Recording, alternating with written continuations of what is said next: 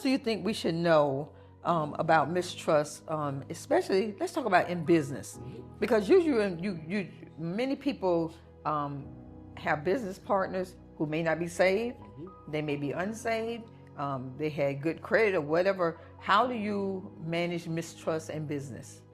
In business, number one rule that you want to apply with, be very studious at the beginning of the business deal. Always have those issues written down. You see it that your partner in business is deviating from your written agreement. Make sure that you don't overlook that. Okay. So business trust, it can be a killer in your life. It can become destroying your life, it destroying your family life, and it running finances. So from the beginning, tell them you're saying that there are some things when you get into business, it is different from just being friend. Correct. Take the friendship, take the family issue out of the business. You do business as business, whether Christian or not. Do business as business. Okay, if we're going to put the money in there, you know me. Some of you that don't know, Pastor Tower Bell in our ministry for over 20 years now. Is that correct? Over 20 years, and she been so if I want to take, let's say I wanted to invest money into the certain aspect of our ministry, I'm going to say this, well, we write it down. Let's write it down. Okay, and she give me receipt.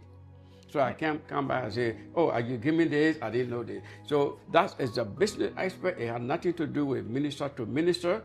It's business. Yes. So that's what we do here at City of Life Fellowship Church. And I do that with any business you're doing. There are some things should be written down. And whenever you want to deviate from it, you bring the paper, you say, back. Yes. This is what we agree on. Okay? That's why we deal with that. Okay, so I have this question. Yes. I think it's a good idea. If I'm going into business with, whether it's family or friend, I should already know what type of family member I have. Do they show up on time? That's correct. When there's commitments for the family reunion, do they pay their dues? Do they do those things now as it's a family member? If it's my friend, does my friend have my back when they need to? Can I count on that friend?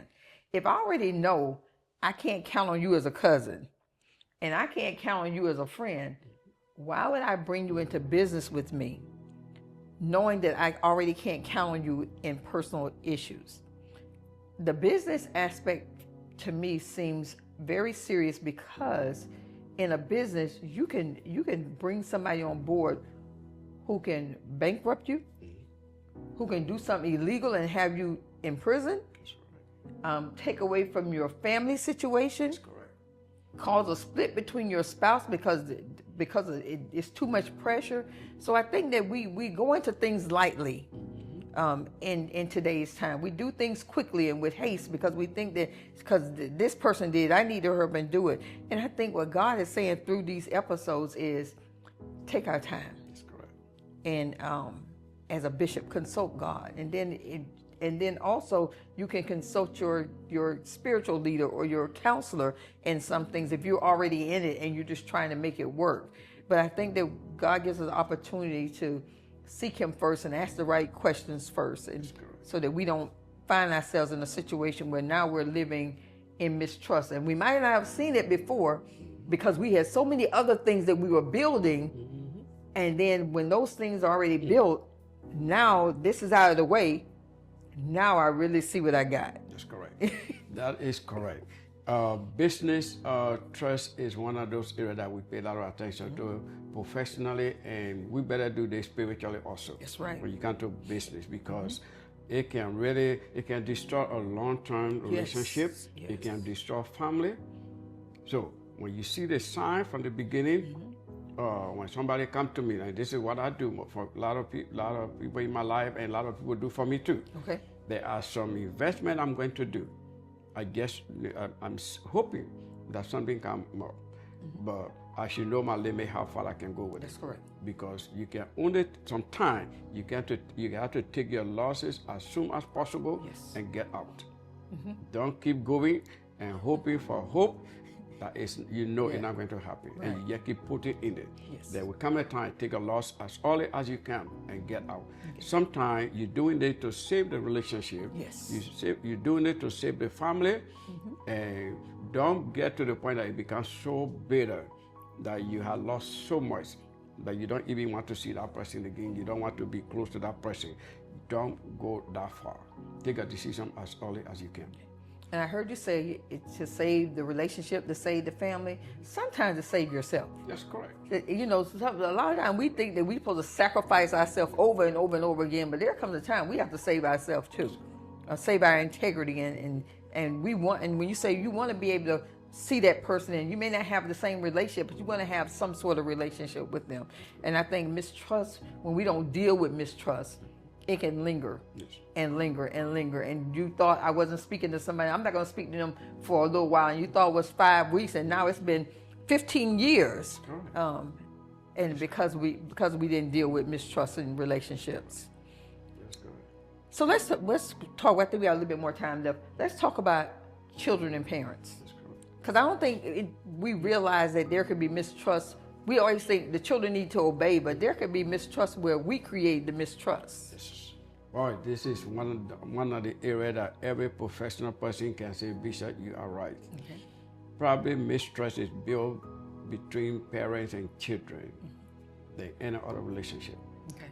It's very interesting, because what happens is that the trust that the way we break, is that when they feel when they are growing up process, we were not there for them, and we talk about this in another episode when we talk about parenting. That's right. They trusted you with something, and sometimes we believe other people than believing our children. Yes. Yes. They come to you, they tell you something, even as little as it can be, that this person did this to me. Yes. And instead of trusting what they're telling you, you trust other people, what they told you. That can be a very, very something, and this is very common in different culture. Sometimes the child come and tell you something, that this person did this to me. But you end up, because the adult says something different, we assume the adult is right. And we believe the adult than the child. Okay. And that can cause mistrust. Okay?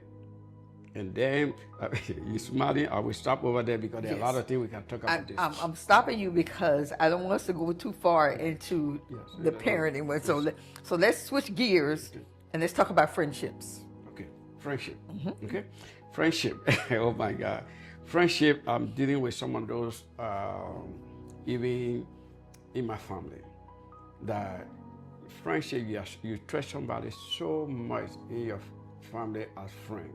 Can I stop you for a minute and ask you a question? Okay. Can you first explain the difference between, because I think people confuse things, the difference between friendships and associates.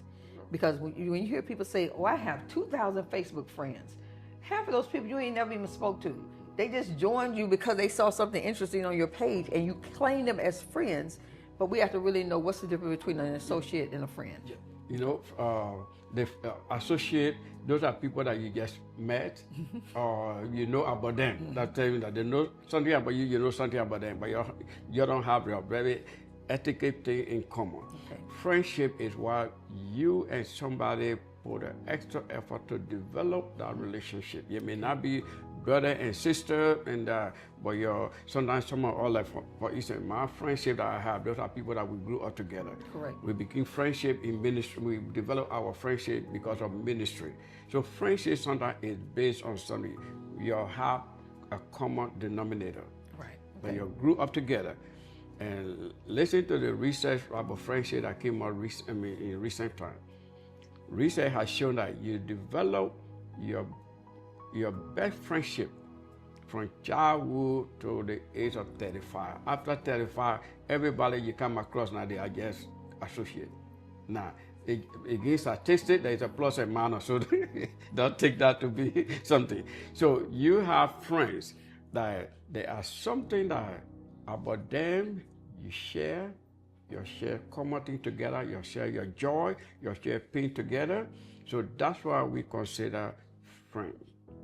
And the Bible talk about friendship a lot. That is even more, the Bible put emphasis on friendship than even brother and sister.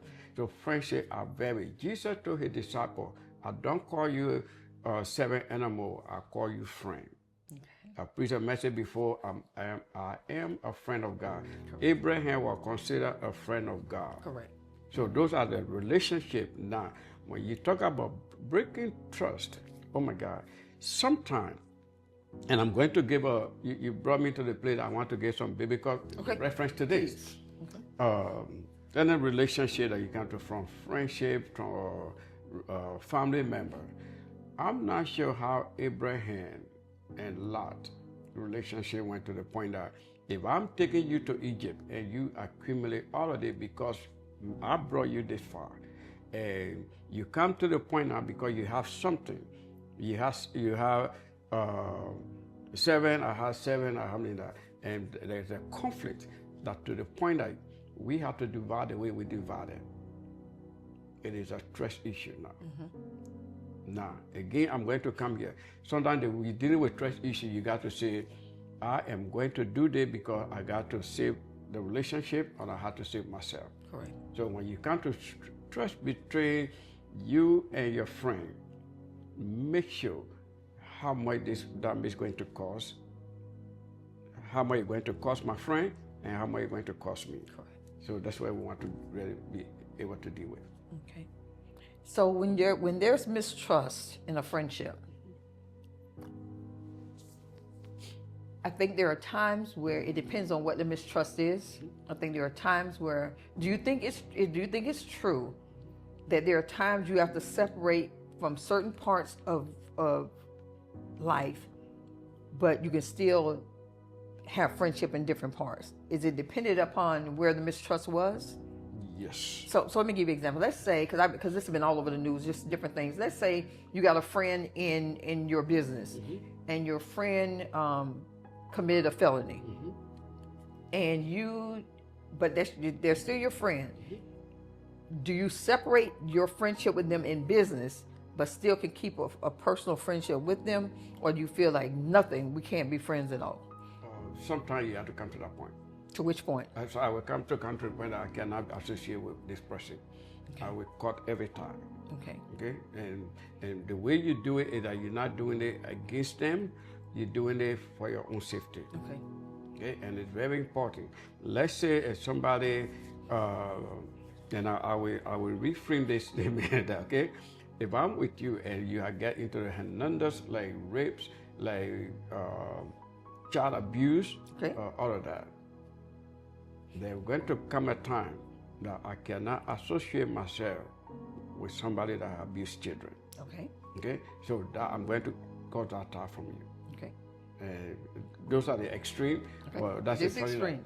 Those are the extreme that you have to come to that. But they generally separate somebody's behavior from themselves. Okay. Okay. I hate what you did. I don't hate you. Good. But I hate your behavior. Okay. I'm separating myself from your behavior, but not from you. Okay. So let me ask. I have a follow-up question, Okay. because you were very definite about that. Yes. Okay. And you went to the extreme. What if you had 8 sons, and one of those people were your son? Would you cut off all ties with your son, or would you take a different approach? Again, it depends on that relationship, but again, I'm going to be bold enough to say yes. Okay. There are some things that a child of mine will do. I will have to separate myself from you, and that one of those is child abuse. Okay. And they repented. They did whatever they need to do. You still will be separated. If you repent, and again, if you repent, you're no longer doing it. Now, when you say, now most of the time when I say people doing Hernandez crime, is let me define it. It's not a get they did it one time. The continuation of it. That's what you're going to be doing. I will have to separate myself. Okay. But if you did something that you repented, you went through rehabilitation, and that, of course. Okay. But my issue is that if you continue to do it, and that's my concern. Okay. And it's very important that we bring that out, so people don't think, okay, you can't repent, you can't get rehabilitated. I'm still going to cut myself off. So I think that. Okay. It's when if they are doing this, and that's my focus. If this is why you have done that, this is why it's your lifestyle. I have to separate my lifestyle from your lifestyle. Okay. Now this whole conversation we're having should show everyone how devastating it is when you break trust. That's correct. When you break trust in a marriage, when you break trust with your friends, with your children, with your parent, when you break trust in business, even in the church, you can break trust in the church. That's correct. And the thing about when you break trust in the church is, I take it personally for this reason. It's like the world is always looking for something to say, aha, that church did this. Aha, the preacher did this. That, and we bring double. It's like we bring extra mistrust upon when we're in the church. That's correct. And we have the most opportunity to not break trust because the word is flowing, it's coming forth. So this episode is really enlightening and should bring us consciously to say, let me watch everything I'm doing because I don't want to break trust. And if I have broken trust, let me make sure I've done everything I was supposed to do to build trust. Because sometimes when people start talking to you again, you think, oh, everything's okay. But they could be waiting for you to come back and say something else. But they're trying to keep their own heart clean so they don't hate you. Yeah. But they're waiting for you to come and say something else. Yes, I mean, this is so important. When we're talking about, and as Pastor Tawa just said, we are talking about having trust is very important in the relationship. Dealing with it when the trust is broken. That's correct. Okay? Because if that happens and they're taking responsibility for us and then going through that healing process. Because if trust is broken in any relationship, forget it. That's right. Very interesting. Okay? When you break somebody's trust, it's your responsibility to do everything to build that trust. But you say, Bishop, how can I do to build that trust? Is to take responsibility of what you did and stop doing what you did that broke the trust. Okay? And then be patient with the person that you broke the trust with to build trust in you. Okay? That when you say, oh, that one thing I did, that one you don't trust me again. Well, that one thing is what making I don't trust you in 10 things. Yes. Okay? So take care of that one thing that you did that making me not to trust you in 10 other areas now of your life or our relationship. Then the rest, we can put it together. But if you continue to do that one thing, it becomes an issue. And then the trust was broken against, if I'm doing my best, okay, and you stay there holding that against me, as we said from the beginning, I'm no longer responsible for that. All I'm responsible for now is to try to live the life that I promised you that I'm doing to build that trust. It might take you long to build that trust in me, but at least I'm to the point that I'm showing to you I'm working hard to change this. That's right. Okay. I like that. I'm always have to throw something in there. Okay. Yeah. Let's say the thing that I did, I'm so ashamed of it. I'm embarrassed by it, and I may have said I'm sorry, but maybe when I said I'm sorry to you, maybe it wasn't enough for you. Maybe you need it because maybe it was devastating to you, but I just come and say sorry, and we start talking again, and so we just think, okay, I don't need to do anything else. I think sometimes we have to recheck. I think it's our responsibility to recheck. And I think sometimes we don't recheck because we don't want to uncover what we felt was devastating to us. Because sometimes, I'm telling you something, the blood of Jesus is something else.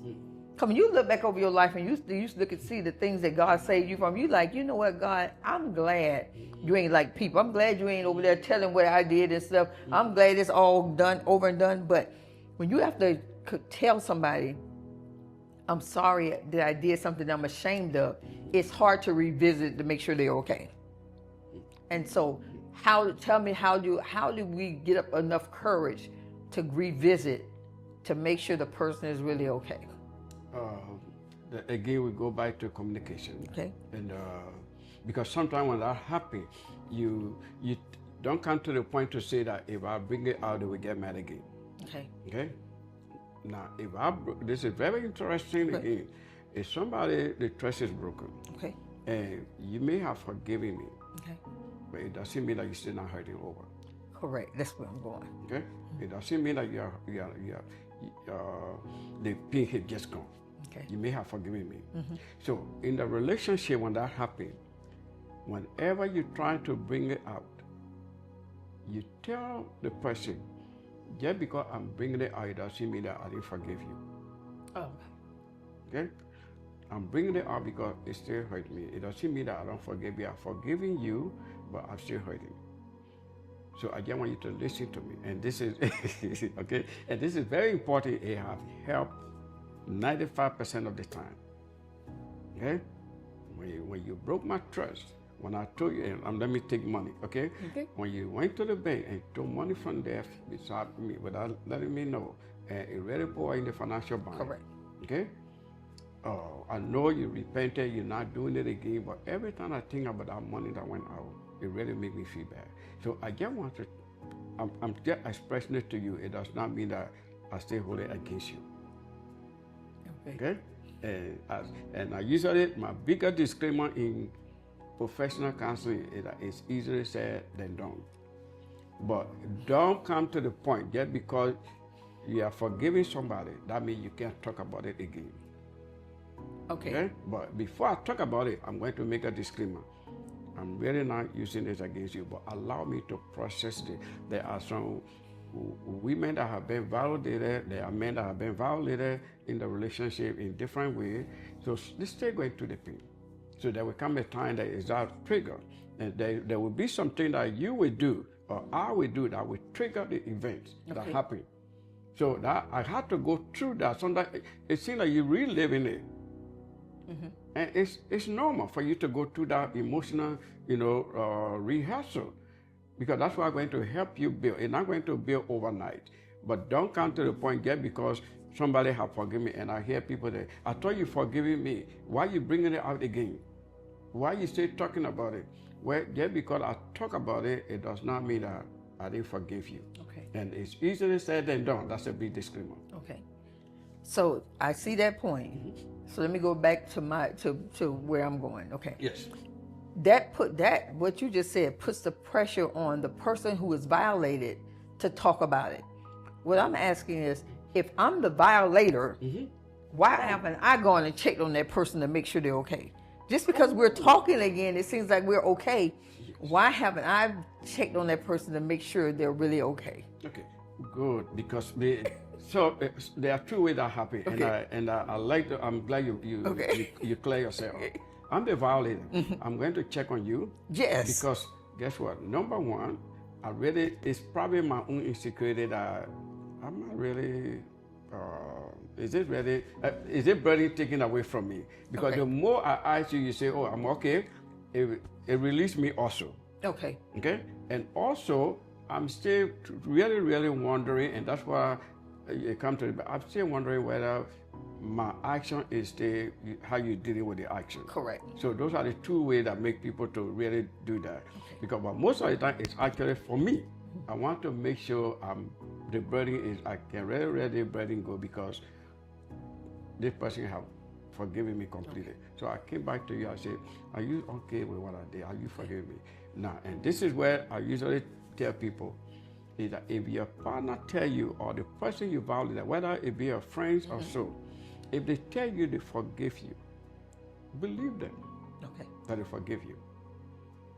Believe them.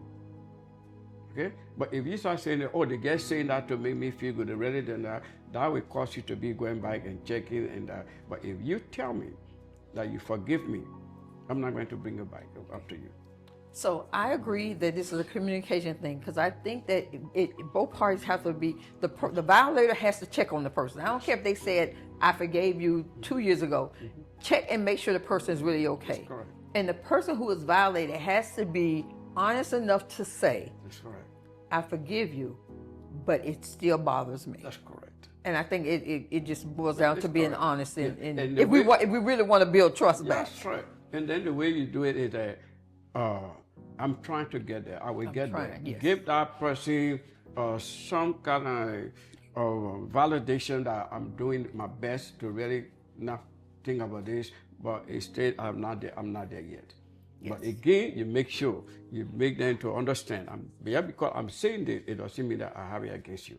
And then, of course, sometimes it's easier said than done. When you tell me that, I forgive you, but I say talking about it, and I say, but the key here, the key here to believe you, because you said you forgive me, and I'm going to believe you that you forgive me. That's correct.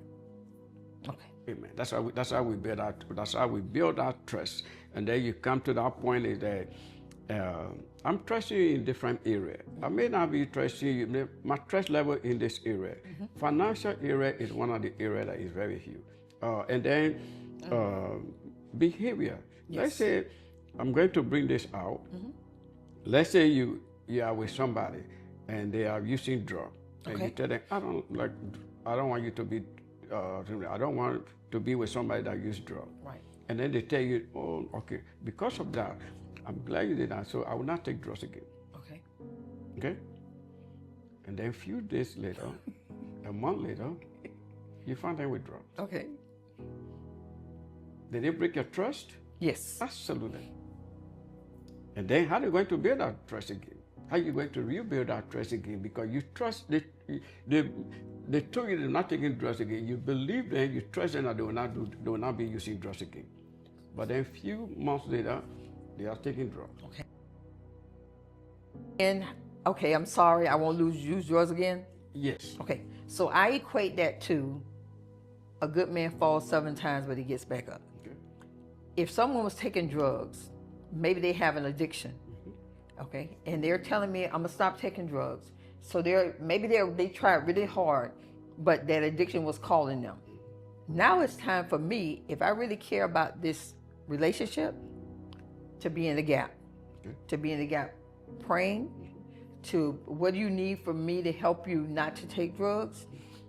Tell me some of the things that happens to you that makes you feel an urge to take drugs. So maybe it's whenever I feel stressed or whenever I don't think things are going well. If it's something they can pinpoint, this drives me to drugs. Then I try to help them get your word coping skills that will pinpoint when this is happening. Come get me, and we'll pray together instead of you going out and taking drugs. So at that point is that the more you hire on them, it makes them to hire more from you. But if you welcome them, you know what it's like. I understand you. This happened. I know you are trying your best, but I saw drugs again. Maybe there's a way I can help you. Remember we said from the beginning, Yes. you're helping somebody to build a trust. Yes. Okay, that's one scenario. Another scenario I wanted to talk about before we close this part of the episode, okay?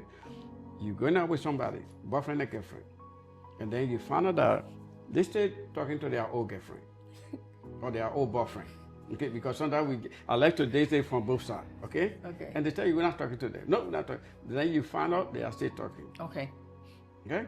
So, and that's one of the things that we deal with a lot because those are the trust issues. Those are the area I'm bringing out. Those are the trust issues that usually come up in the intervention. So I don't trust you again that you promised me, you told me you're not talking to this person. But then every time I look, you're talking, okay? Every time I look in your phone, you're still talking, okay? So what do we do with this now? Okay. First, I got a couple questions first. You said they're talking to the old girlfriend or boyfriend. Talking to them like intimate talking? Yes. Okay. So, I got that one. Because I see people who have been in, I'm not going to use like girlfriend, but I'm going to use like marriages. You've been in a marriage before, and there's some hidden rule that says you have to be enemies with the person you're no longer with. I am not that person. That's correct. I don't care who I was married to. We still have open communication. So I meet somebody and they say, "Well, I don't like if you talk to your ex." Then I would be honest enough to say, when my daughter's on the phone with her father, her father says, ask your mom how she's doing. And then mom, dad say, how you doing? I say, tell him how I'm doing. Then I ask him. And so we'll have a dialogue. Or they run a radio station and I let them know when something's going on. I don't believe that you have to be enemies because you're no longer together. But I also agree you shouldn't be having intimate conversations either. So I think you just have to be honest to say, I understand where you're coming from, but let me tell you the relationship I have with my ex-partners. Now, I don't think it should be they calling me in the middle of the night and all that kind of stuff. I think we go overboard, but I think there has to be, and especially when you got children who have been in the relationship, you can't just sever things in their children that's been in the relationship. Okay. Here's the key to this. What's the key? Do not promise something. Remember, we're talking about trust, okay? Mm-hmm. Don't promise something that you're not going to keep. Now, if this one comes, as you said from the beginning, I'm going to take, but when you tell your partner, oh, when we get in this, I will never talk to my spouse. I'm not telling that lie. So don't make that promise. No, okay? Don't, because we deal with this, because you love the person so much, you gave all of these promises. Because you remember, trust. We're talking about trust. Whatever you're going to talk about, whatever you're going to promise, it's a trust issue when you break it. No, I'm not going to promise you that I will not talk to my ex, but I will not talk to them behind your back. We'll not be talking all of this. So this is what we're going to do. Okay. So, but if you promise them, oh yeah, when we talk about, you will never see me there and that.